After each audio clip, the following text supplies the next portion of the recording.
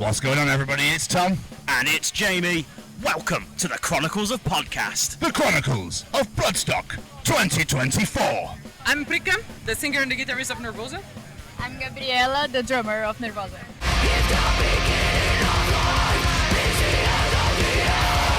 And guys, you were fucking amazing earlier. I just want to throw that out there. We both stood there and went, holy shit! This absolutely tore that stage a fucking new one, I tell you that right now. But how are your Fridays? How's your day going? Oh, we started very early today because we play very early, but this is nice because then we can join the rest of the day, you know? Yes. And we have the sun today, good weather, so we are really happy to be here finally because it's a festival that we dreamed to play, and finally we made it. I think in the UK we go, what the fuck is that? It's the Brazilian sun! Yeah. So I've never seen that in my life, and I'm melting. What the fuck is wrong? So how was the set, though? Enjoy it? Yeah, it was very fun. The crowd was amazing. A lot of mosh pits and the people flying. Love it.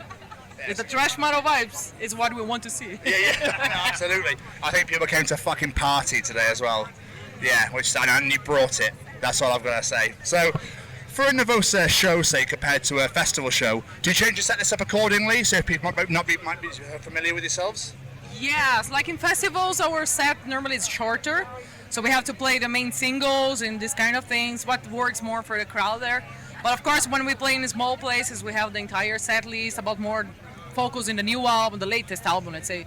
That's the difference. But I really love the both ways, you know, like in a small places, we can have more, like feel more the energy because we are closer. Yes. In festival, everything's a bit more far, but it's amazing because you can also have the contact with other bands, you know. It's a party energy. Yes. Yes. Different.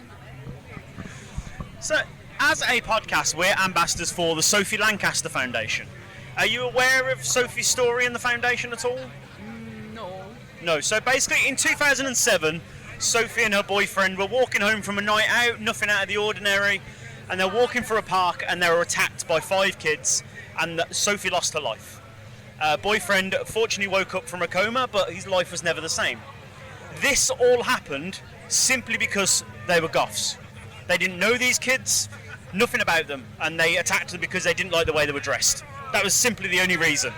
So Sophie's mum started this foundation to basically look after us lot in the alternative community, to make sure this doesn't happen again to anyone else, make this a hate crime.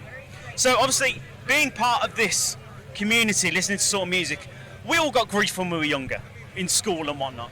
So we're trying to find out, has this sort of thing followed you into adulthood, where you maybe get funny looks when you're going into the bank, or going to the doctors, whatever it may be, because you're walking around, you've got tattoos, you're wearing band t-shirts, whatever it may be. Is this something you experience at all? Yes, and I think it's one of the things that I most love, you know, like to create this sensation and then it's like a provoke, you know. I love this, and when they look at me and they felt uncomfortable, and then I will look at them like, She looks yeah, even with more. the more, you know. I love this because the problem is on them, not on me, and they need to solve that, and I'm trying to help them. Like, face your problem, man. You know, like, I love it. Or maybe really in that heavy place of that person, the person really wants to be like us and doesn't have the courage to stay with this. Yeah. I don't know. Oh, absolutely. Sometimes. I completely agree. I do think sometimes it's, I want to be my normal self, but I'm too shy, so I'm going to bully the people that are. Yeah, like absolutely. But obviously, when we were growing up and what happened to Sophie, compared to now in 2024, it's a very different world. It's so many differences. Do you think it's easier to be part of this community now, or still a challenge? Man, I think if it's something that you really love, you will always feel in home. Like, example, we are from Brazil, but we feel in home here because metal is just one thing. It's a culture that it's worldwide is the same. Doesn't matter what happened in Brazil. We Gets think it's people pretty together. similar because it's metal, you know. It's everything that we like, everything that we love, and I think it's what we learned when we were like kids or teenagers, you know, when you start to listen from this. And once you are in, probably you always will have a space in your heart for that. You can be far away, you can be a doctor changing your life, but you have this space in your heart and you always can remember that with some kind of nostalgic or whatever.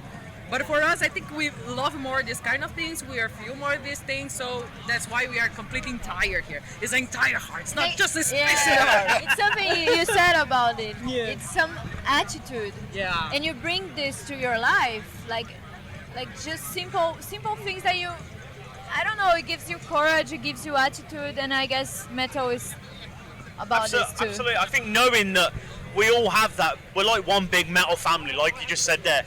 And I think that does give a lot of people the courage to say, I can do this, I can go out, I can look different, because there's a ton of us. Yeah, So, exactly. absolutely. But bringing it back to you guys, you're about to embark on probably the biggest American tour I've ever seen and set a date list for in my life. Like, why does your booking agent hate you? Like, No, we asked for that. That's the point. We said like come on. That's not the problem. Yeah, like USA is a big country. It's like Brazil, but the scene works better than Brazil because Brazil still have a lot of really poor parts and which has like misery, not only poor, you know. So it's very hard to do a tour in entire Brazil. But USA you can do wherever there. So we say like it's a long time that we are not going in USA. So we want to go for this new album. We want to promote as much as we can. So let's do this the best way that we can do it. So they booked many shows, but we have a 1 day off per week, so we are safe. You know? At least you got one yeah, day. yeah. Like, rest of the vocals. Yeah. That's just my fear because I never did a so long tour being vocalist, you know. Me neither as a drummer. Yeah, so we don't know what's gonna happen, but yeah, I'm taking care about myself, so I know more or less how to do it. Let's see.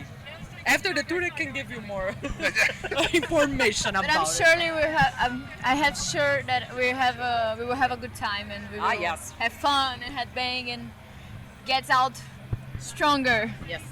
this time. Ready for a bigger one, maybe? Not Who knows? necessary. Guys, absolutely smash it on tour. Thank you so much for taking the time out to chat to us today. It means the absolute world. Thank you. Thank you so much. Thank you. Thank you so much. Thank you. Thank you. Take care.